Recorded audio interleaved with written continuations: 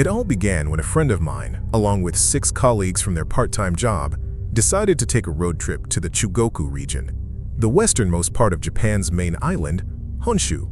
Their destination was a famous suspension bridge that spanned a precipitous valley tucked away in a remote, mountainous wilderness. The group of 7 divided themselves into 2 vehicles. The first car was driven by their manager, with a young couple sitting in the back. The second car was driven by my friend, carrying the remaining 4 passengers. Although they had set out early in the morning, frequent stops at various roadside rests meant that by the time they reached the vicinity of the bridge, the sun had already slipped below the horizon. A light, melancholy drizzle began to fall, and a thick, suffocating fog rolled up from the valley floor, swallowing everything in sight. Just before the suspension bridge, there was a small clearing. Typically, tourists would park their cars here and walk across to take in the view, as the road ended abruptly on the other side. The bridge existed solely for sightseeing. As the manager's lead car pulled into this clearing, it came to a sudden, jarring halt. My friend, trailing about 10 meters behind in the second car, slammed on the brakes, the tires screeching against the damp pavement. "What are they doing?" my friend muttered.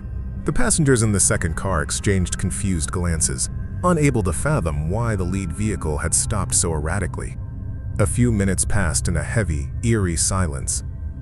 Just as my friend reached for the door handle to step out and investigate, a horrific scene unfolded. The rear door of the first car flew open, and the couple in the back scrambled out simultaneously. The expressions on their faces were distorted, unnatural, and terrifying. Before anyone in the second car could react, the couple locked hands, sprinted toward the edge of the precipice, and vaulted over the guardrail, vanishing into the gray abyss of the fog-shrouded valley. Stunned and horrified, the 4 people from the second car rushed to the railing, but the fog was so dense they could see nothing but a wall of white. In their panic, they remembered the manager. When they ran back to the first car, they found him frozen in the driver's seat, his hands gripping the steering wheel so tightly his knuckles were white as bone. He didn't respond to their shouts or shaking. He only stared straight ahead, rhythmically whispering a single phrase under his breath.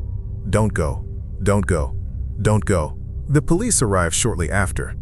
The manager was rushed to the hospital in a state of delirium, while the bodies of the couple were eventually recovered from the valley floor. With no evidence of a struggle or foul play, the authorities ultimately ruled it a double suicide. Sometime later, my friend visited the manager after he had begun to recover. When asked why he had stopped the car so abruptly that evening, the manager's voice trembled as he recounted the experience. As the car approached the bridge, he explained, a little girl in a traditional, old-fashioned kimono suddenly appeared in the middle of the road right in front of the hood. She had short, bobbed hair and was dressed like someone from the Meiji era. I slammed on the brakes in shock. But then, it got worse. A whole crowd of other children, dressed exactly like her, emerged from the fog and surrounded the vehicle. Being a superstitious man, the manager sensed an immediate, malevolent danger and began to recite Buddhist sutras. He described how the children joined hands, forming a living circle around the car, and began to sing the nursery rhyme, "Kagome, Kagome, the bird in the cage." As they sang, their high-pitched, childish voices began to ring directly inside his head, chanting, "Come with us, come with us." The manager had to exert every ounce of his willpower, clutching the wheel and chanting his mantra of "Don't go," to resist the spectral pull. The couple in the back, however, could not. They had stepped out of the car, taken the hands of those ghostly children, and run straight into the void. To understand the horror, one must look at the dark folklore surrounding Kagome Kagome. While it is a common children's game where players circle a child sitting in the middle, there is a grim theory regarding its origins. In times of extreme poverty and famine in ancient Japan, desperate families were sometimes forced to sell their children to survive. It is whispered that Kagome was used as a ritual to decide which child would be taken away. When the song ended, the child standing directly behind the one in the center was the chosen one. Because it was framed as the will of the spirits, no one, not even the parents, could object. My friend ended the story with a chilling realization. People might doubt the manager's sanity, but the fact remained that the couple died exactly as he described. He truly believes that on that foggy night, they were the ones chosen by the circle. Story number 2.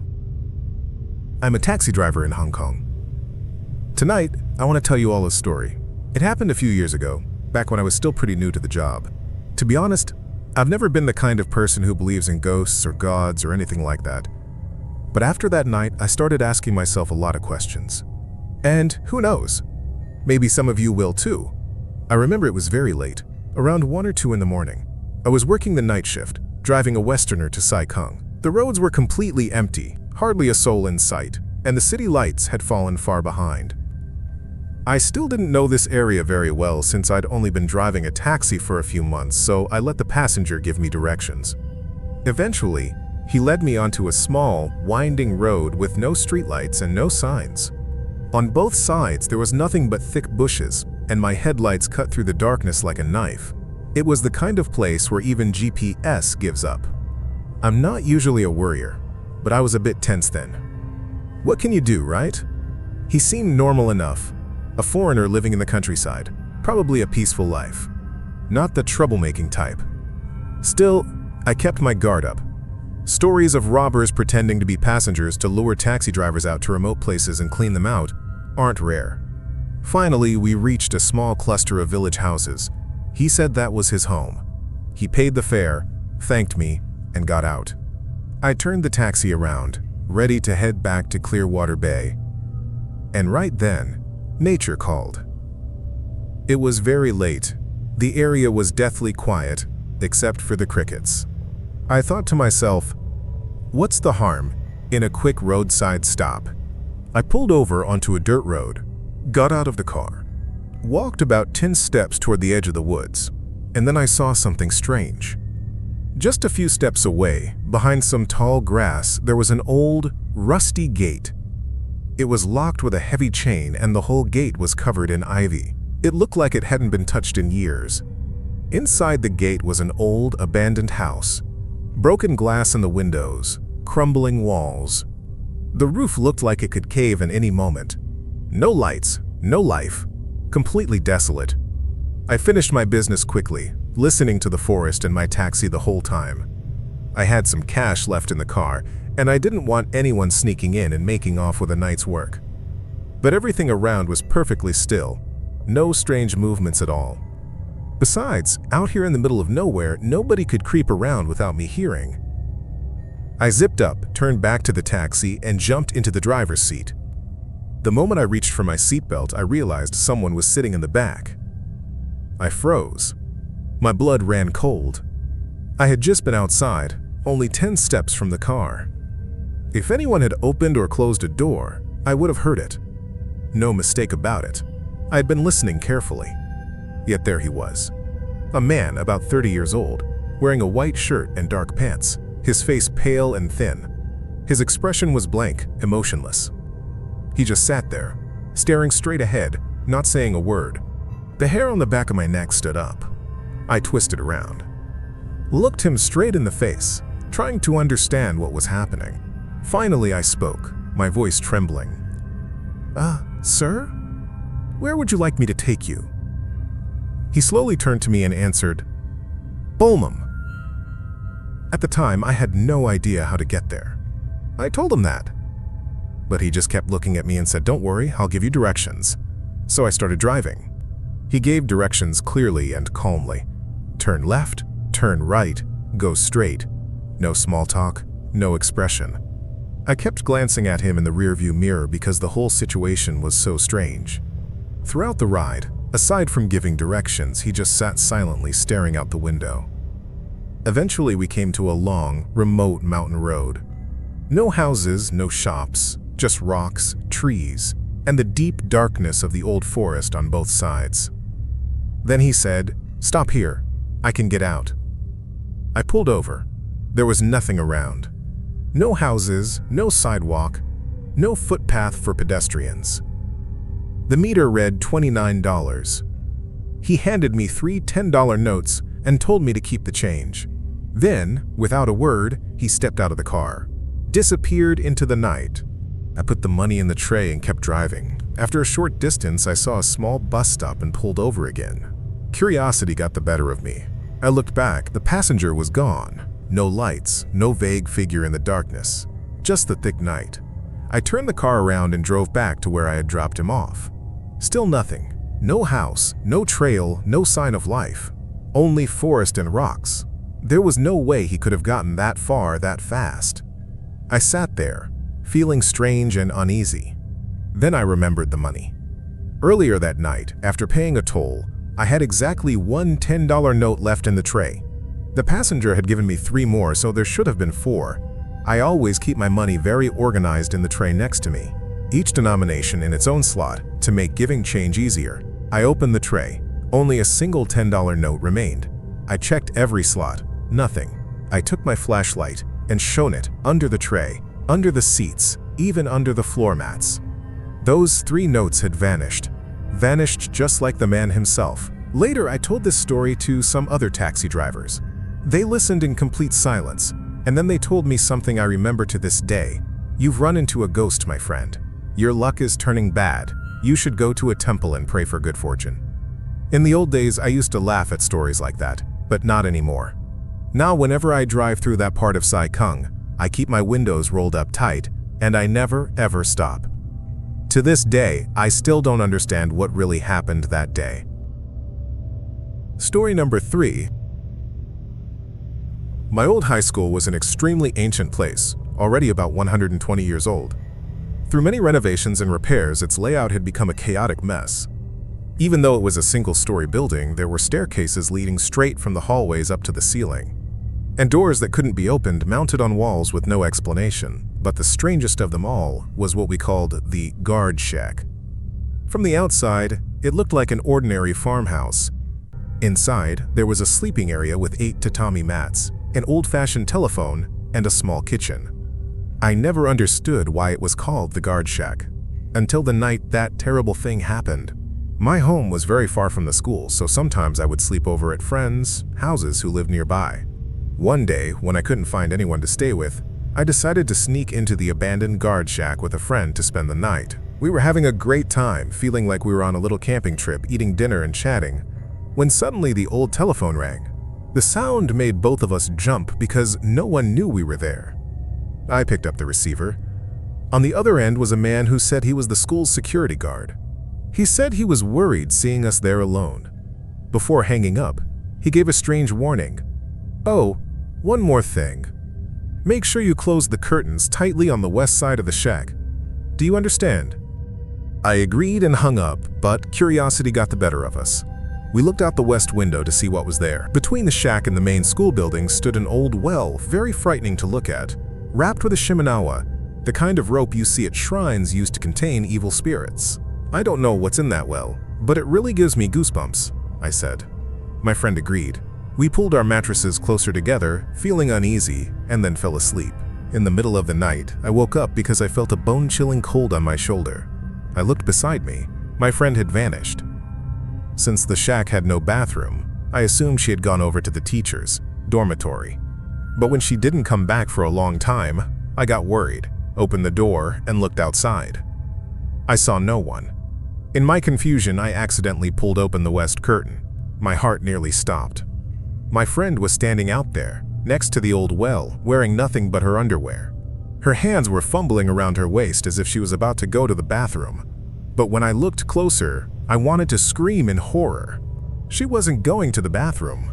She was trying to tie a rope around her waist, the other end already fastened to a large stone at the edge of the well. I stood frozen in place, too terrified to move. Then, a pale, white hand began to crawl out from the mouth of the well. It groped around as if searching for something, then stopped when it touched the rope on the ground. My friend stood there as if hypnotized, her head bowed, completely unresponsive. That white hand began to slowly pull the rope, trying to drag the stone, and my friend with it, down into the deep well. Just then, a shrill telephone ring tore through the silence. The sound jolted me awake, and I regained control of my body. I rushed outside, grabbed my friend in her zombie-like state, and dragged her back into the shack, shouting her name over and over. She slowly came to and began sobbing with fear. To find help, I lunged for the old telephone and put it to my ear. But there was nothing, no dial tone, no signal at all. When we looked more closely, we both went cold. That telephone was just an empty shell. No internal components, no phone line connected to it. It should never have been able to ring. Later we learned the dark truth about that well. When the school first opened, many students had committed suicide by throwing themselves into it. The school tried to fill it in, but every worker who took part in the filling died one by one under mysterious circumstances. In the end, they had to build the school around it to hide it, and they erected the guard shack so that a watchman could prevent anyone from getting near. Yet even the last guard ended up throwing himself into that well. I wonder, who was the man who called to warn me that night? Could it have been the ghost of the old guard, still carrying out his duty even years after his death? Story number 4. One afternoon, I was hiking alone in Oita Prefecture. Lost in enjoying the scenery, I lost track of time, and the sun began to set faster than I had expected. I realized that if I kept going, complete darkness would fall before I could make it back to where I had parked my car. To avoid the risk of getting lost deep in the forest at night, I decided to stay over in a small town nearby. To reach the town, I had to cross a high bridge that spanned a narrow but extremely deep gorge with sheer cliff walls. This place was quite well known in the region as a hotspot for people seeking a quick and certain death. They said that the bodies of those who jumped were always found in exactly the same spot at the bottom of the gorge. The strange thing was, that spot wasn't directly beneath the main bridge at all. It was about half a mile away. That meant all of them had jumped from the same point on the cliff face, rather than from the bridge itself. I had wondered sometimes whether that spot had some special beauty or might be mentioned in a haiku, but at the time, I didn't dwell on it. I just wanted to find a place to rest as quickly as possible. I hurried through the underbrush to reach the bridge before it got completely dark. When I emerged into an open area, I sighed with relief at the sight of the bridge ahead. Thank heavens I'm exhausted, I said to myself. But when I looked more closely, something felt wrong. I had crossed this bridge several times before and distinctly remembered that there was always a small shrine at the entrance, a familiar spiritual symbol in Japan to ward off evil spirits and protect travelers. But the bridge before me had nothing. I told myself that maybe they had built a second bridge for tourists, or that the shrine had been moved. Not wanting to accidentally take a wrong path to a different town, I decided to walk along the edge of the cliff to check. After walking about half a mile, I found another bridge. And just as I remembered, this one had the familiar shrine at its entrance. Exhausted, I quickly crossed the bridge, found an inn in the town, and fell into a deep sleep immediately. The next morning, I woke up feeling refreshed and chatted with the innkeeper while eating breakfast. "Business must be good, sir. I see your town has just built a second bridge across the gorge." The innkeeper stopped, looked at me with a serious, unwavering gaze and said, "So you saw the second bridge, did you?" "Yes, it's about half a mile from the one I crossed." "Have you never seen it?" His voice was deep and cryptic as he replied, "I have seen it, but not in the usual way. And the truth is, you haven't seen it either." I was confused, and he began to explain. "That bridge does not exist. It's a trap, an illusion. Many travelers have asked me about it. Of course, they were the ones who chose the real bridge to cross. The people around here know well that those who jump off the cliff aren't doing it intentionally. They stepped onto that phantom bridge. The moment they set foot on it, their bodies passed through empty air and fell straight down the cliff face. That's why the bodies are always found in the same spot." He added that the villagers had tried many times to put up warning signs at the entrance of the false bridge, but every time they planted one, the sign would mysteriously disappear. Eventually, they gave up and instead built a shrine at the entrance to the real bridge, hoping that souls with good intuition would know to choose the right path. Upon hearing that, my face went pale. I realized I had narrowly walked into the land of the dead through a moment of carelessness. I hastily paid for my breakfast and ran straight out of the inn without even managing a proper thank you, something I have always regretted since, because that man was truly my savior. I walked back the same way I had come, keeping my eyes fixed on the shrine at the bridge's entrance to make sure I was walking on solid, real ground.